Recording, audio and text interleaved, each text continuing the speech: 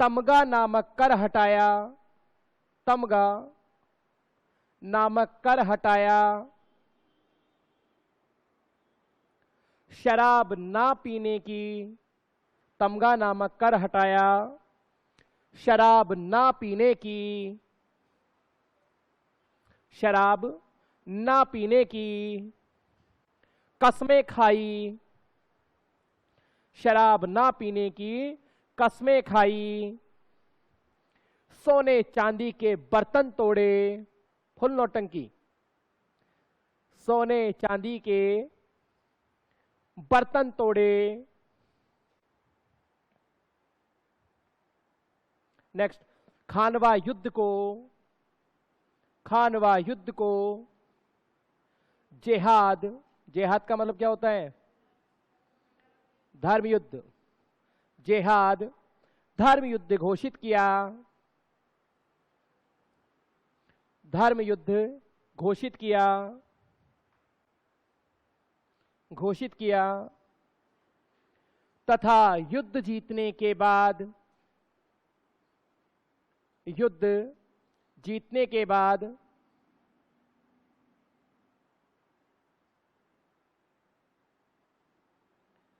गाजी, गाजी, गाजी किसको बोलते हैं? काफिरों का वध करने वाला, गाजी काफिरों का वध करने वाला,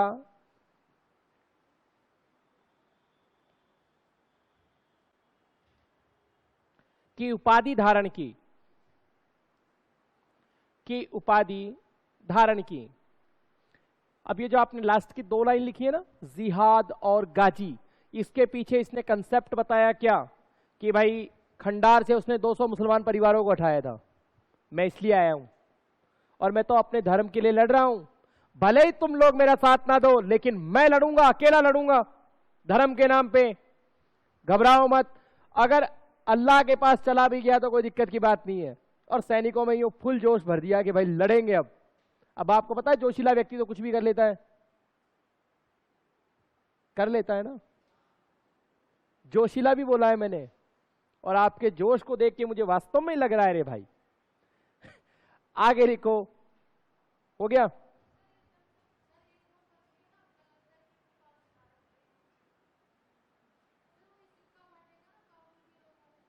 जीतने के बाद बांटेगा तो जीतने के बाद अभी तो इसको राजपूतों के सिरों की मीनार करवाओ, सांगा को मूर्छित को बाहर लाओ।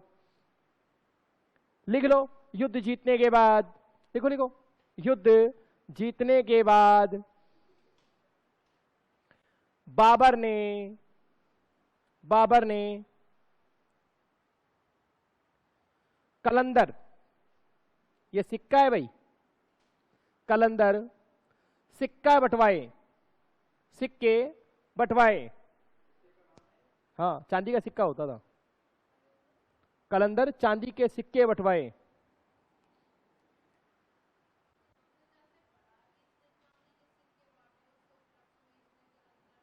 वो तो उस समय ले लेगा ये, जब अपने काबुल विजय करेगा 1504 में, तभी ले लेता है ये, तब से ही इसके पास है ये। तमगा एक ऐसा कर होता था मैडम जो पुजारियों पर लगता था, उलेमा वर्ग पर लगता था।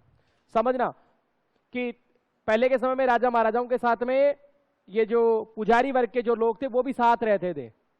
वो इसलिए रहते थे, वो कहते थे देखो तुम्हें घबराने की जरूरत नहीं है, भगवान सब देख रहे हैं, तुम्हारी सहायता करेंगे, ईश्वर तुम्हारे साथ है, तुम धर्म के नाम पे लड़ रहे हो, श्लोक वगैरह पढ़ते थे। तो उलेमा वर्ग पे ऊपर, उलेमा जो कि इस्लाम धर्म के पुजारी की तरह समझो आप, ठीक है, मोमडन्स में जो पुजारी वगैरह होते हैं, उलेमा मुल्ला टाइप के जो लोग हैं, उनके ऊपर ये टैक्स लगता था। तो जैसे ही बाबर ने कहा कि मैं जिहाद करने जा रहा हूं और मैं इस कर को भी हटा रहा हूं, तो पुजारी सारे के सारे समर्थन देते हैं किसको? बाबर को, कि ये सही बोल रहा है, तुम लड़ो इसकी तरफ से, जन्नत में जाओगे। और वैसे भी आदमी के ऊपर किसका प्रभाव ज्यादा रहता है? धर्म का प्रभाव सबसे ज्यादा है या नहीं है ना? अभी कुछ लोग होते हैं, बहुत से लोग मैं देखता रहता हूं, नोटिस भी करता हूं कई बार, रोड से जा रहे होते हैं, चाहे गाड़ी चला रहा हो, फोन पे बात कर रहा हो, कोई बात नहीं, मंदिर आया, हे भगवान, जैसे भगवान रजिस्टर लेके बैठे हो, ले भाई तेरी एब्सेंट लग गई आज। हाँ जी मैडम बोलो।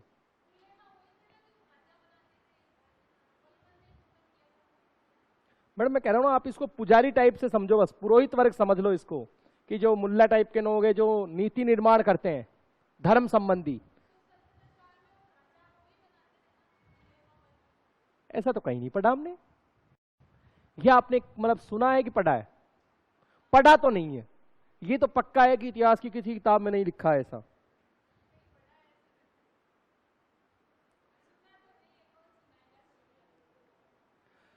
चलो अच्छी बात है, लेकिन उलेमा वो नहीं थे जो राजा बनाते थे, उलेमा वो होते थे जो राजा को धार्मिक नीति पर परामर्श दिया करते थे।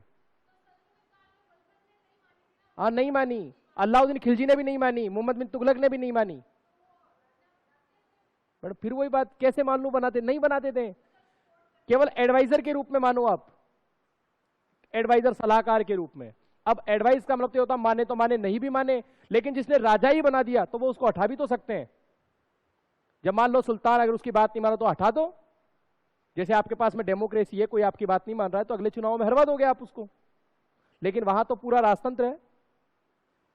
ठीक है, चलो तो आगे निकलो। अब इससे लिखो, मूर्छित सांगा को, अभी तो बेहोश ही है बेचारा, मूर्छित सांगा को युद्ध क्षेत्र से, मूर्छित सांगा को युद्ध क्षेत्र से, युद्ध क्षेत्र से राव मालदेव, मूर्छित सांगा को युद्ध क्षेत्र से बाहर राव मालदेव और मूर्छित सांगा को युद्ध क्षेत्र से बाहर राव मालदेव और पृथ्वीराज कछवाहा लेकर आए, पृथ्वीराज कछवाहा लेकर आए, लेकर आए। आगे सांगा को, सांगा को बसवा,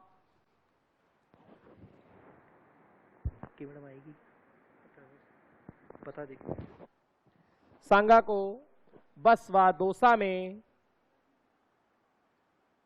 सांगा को बसवा दौसा में होश आया, बसवा दौसा में होश आया, जहां उसका चबूतरा बना हुआ है।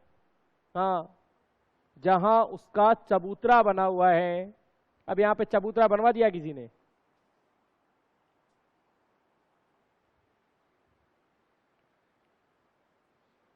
स्टेटमेंट लिखें, जब तक बाबर को हरा नहीं देता, जब तक बाबर को हरा नहीं देता, हरा नहीं देता,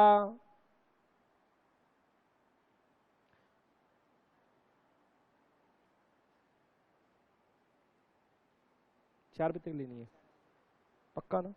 हाँ, चाय भाई तो आप लोग पिएंगे नहीं, क्या बात है, बाकी बचे थे उन्होंने भी छोड़ दी। लिखो आगे कहां थे अपन?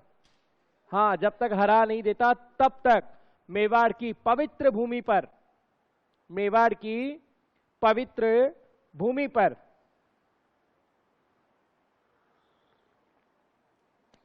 कदम नहीं रखूंगा, तब तक मेवाड़ की पवित्र भूमि पर कदम नहीं रखूंगा।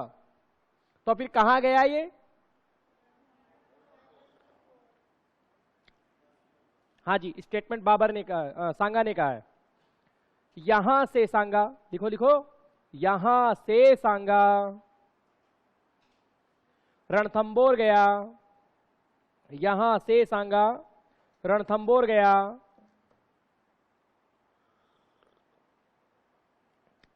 रणथंबोर गया, रणथंबोर का दुर्ग, रणथंबोर का दुर्ग, का दुर्ग सांगा ने, सांगा ने अपनी चहेती पत्नी, चहेती पत्नी, क्या नाम है, कर्मावती को, कर्मावती को उपहार स्वरूप दिया।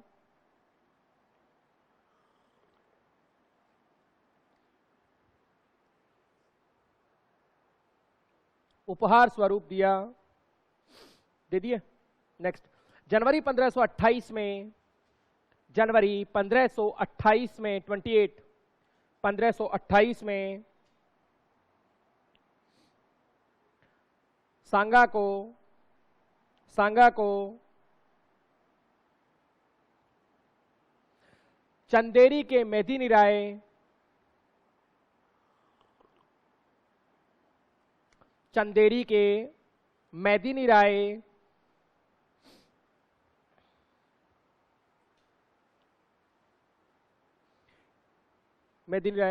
मेदिनी राय पर बाबर के आक्रमण की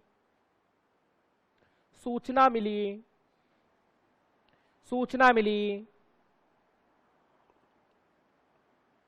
अतः सांगा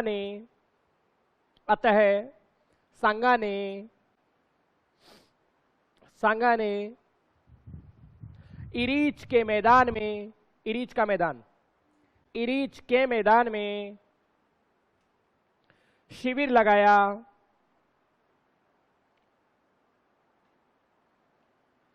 इरीच के मैदान में शिविर लगाया। राजपूतों को एक बार फिर से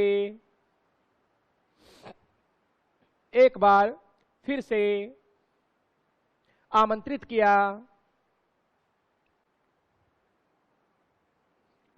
किया, लेकिन जहर दिए जाने के कारण मर गया सांगा। लेकिन जहर दिए जाने के कारण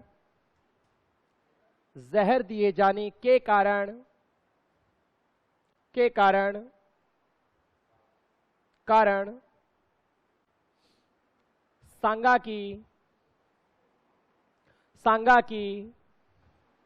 काल्पी कहाँ है? सांगा की काल्पी में मृत्यु हो गई। इसका अंतिम संस्कार, आराम से लिखो, इसका अंतिम संस्कार कहां करवाया गया है? मंडलगढ़ भीलवाड़ा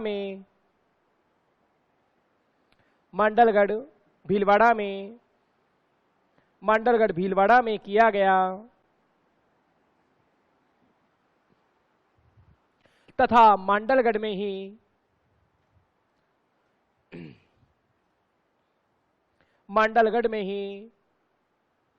अशोक परमार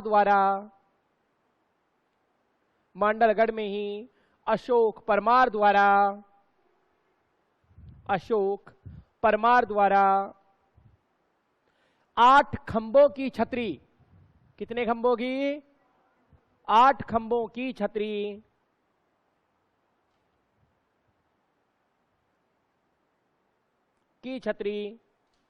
के रूप में, 8 खंभों की छतरी के रूप में सांगा की समाधि, आराम से लिखो, सांगा की समाधि बनवाई गई।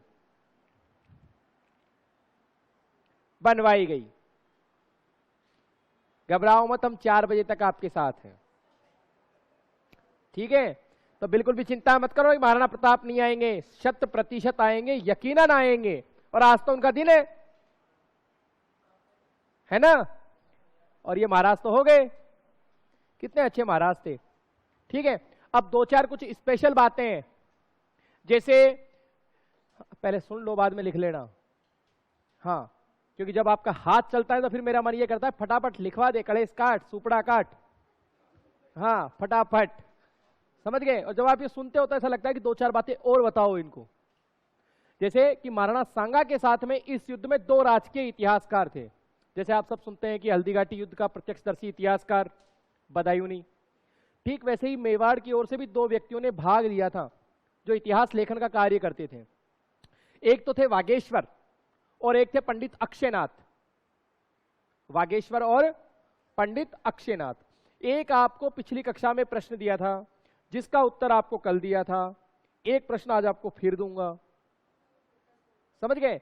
मतलब जैसे आप समझना, जब बाबर की सेना आ रही थी तब उसको एक ज्योतिष मिला और उसने कहा कि देखो तुम मत जाओगे, क्यों कि पूर्व में मंगल का तारा भारी है, तुम जाते ही हारोगे। ये नहीं कहा कि सांगा जीतेगा, पूर्व में मंगल का तारा भारी है, तुम हारोगे। अब जो पूर्व की तरफ से लड़ेगा ना वो जीतेगा। हुआ क्या कि खानवा के युद्ध में पूर्व में आके कौन बैठ गए? सांगा महाराज बैठ गए, जबकि जमीन उबड़ खाबड़ थी, लेकिन फिर भी जीत गए। ठीक वैसे ही जब सांगा युद्ध करने जा रहे थे तो मेवाड़ का कोई चारण कवि था, आपको उसका नाम लेके आना है।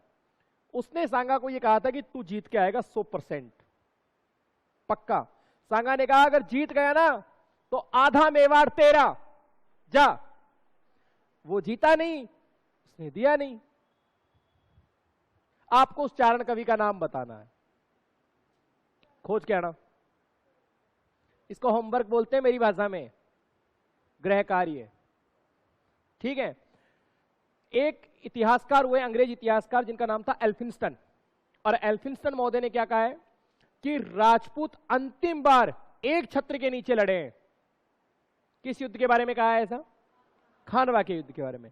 तो ये ले दे के 3-4 लाइनें ये लिखो। फिर इसके बाद में क्या लिखना है? सुनो सुनो सुनो, इसके बाद क्या लिखेंगे? हम डायरेक्ट महाराणा प्रताप में नहीं चलेंगे।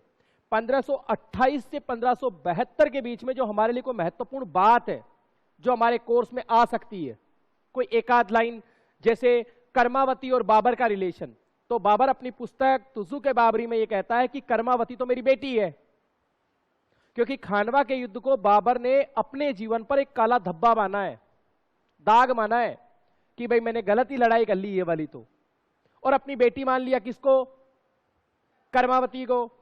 तो जब हम मेवाड़ का इतिहास देखते हैं इसके बाद में, तो कर्मावती अपने पुत्र को राजा बनाना चाहती थी, विक्रमादित्य को, लेकिन राजा बना राणा रतन सिंह।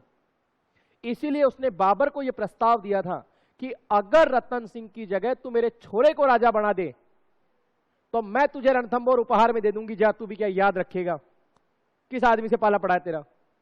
लेकिन बाबर ऐसा नहीं कर पाया। फिर इसी कर्मावती पर गुजरात के सुल्तान ने 2 बार आक्रमण किए जब विक्रमादित्य राजा था। ठीक है। और दूसरे में उसने जौहर कर लिया। फिर विक्रमादित्य की बनवीर के साथ में हत्या, जो कि एक साइलेंट टॉपिक है हमारे लिए, ज्यादा उसको खींचेंगे नहीं हम, सीधा उदय सिंह को लाएंगे और उदय सिंह के काल की सबसे आखिरी घटना को याद करेंगे जब अकबर ने उस पर हमला किया।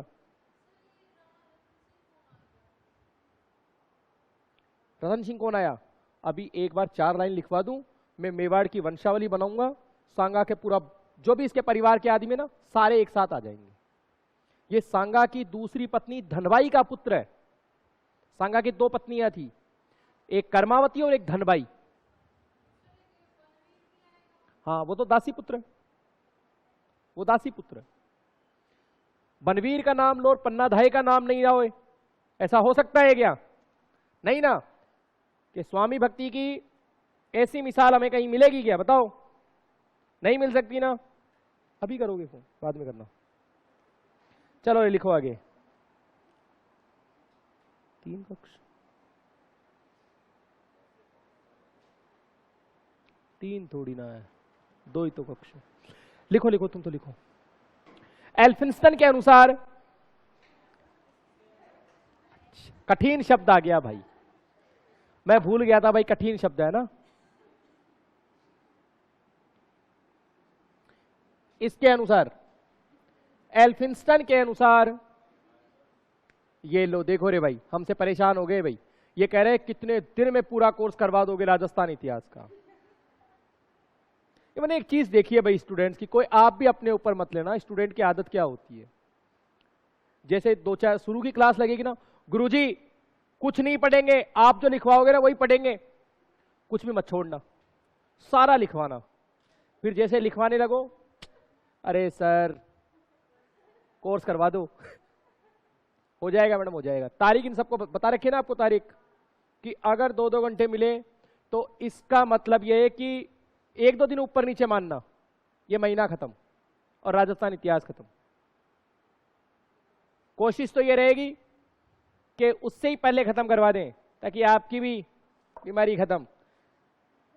हाँ, घर की ज्यादा याद। 1 मिनट रुकना आप, है ना, एक कॉल आ रहा है। अरे भाई, अरे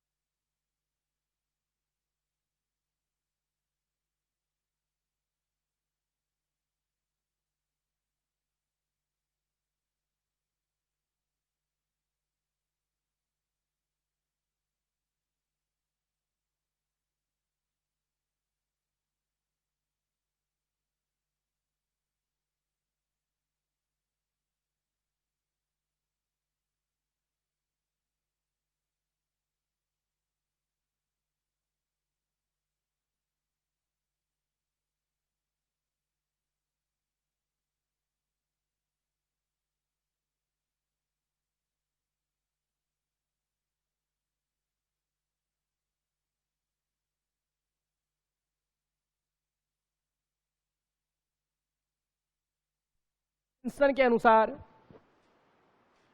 बीच में एमए के पेपर है भाई।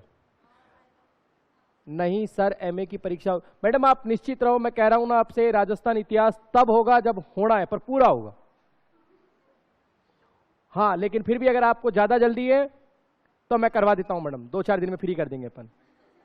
अरे कई तो राउंड कौन सा हो जाएगा, ये तो मुझे पता नहीं होगा, लेकिन मैडम को तसल्ली आ जाए भाई एमए के पेपर है उनके। ठीक है मैडम, बेस्ट ऑफ लक आपके एमए के पेपर के लिए। लिखो रे भाई। एल्फिंस्टन के अनुसार,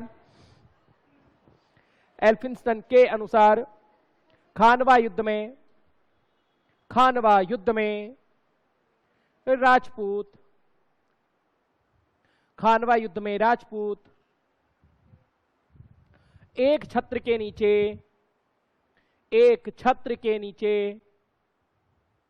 के नीचे बड़ी वीरता से लड़े। हाँ, बड़ी वीरता से, साहब वीरता शब्द लगाना, राजपूत नाराज हो जाएंगे। बड़ी वीरता से लड़े, लेकिन दुर्भाग्य से, लेकिन दुर्भाग्य से ऐसा फिर कभी नहीं हो पाया। दुर्भाग्य से ऐसा फिर कभी, ऐसा फिर कभी नहीं हो पाया, नहीं हो पाया।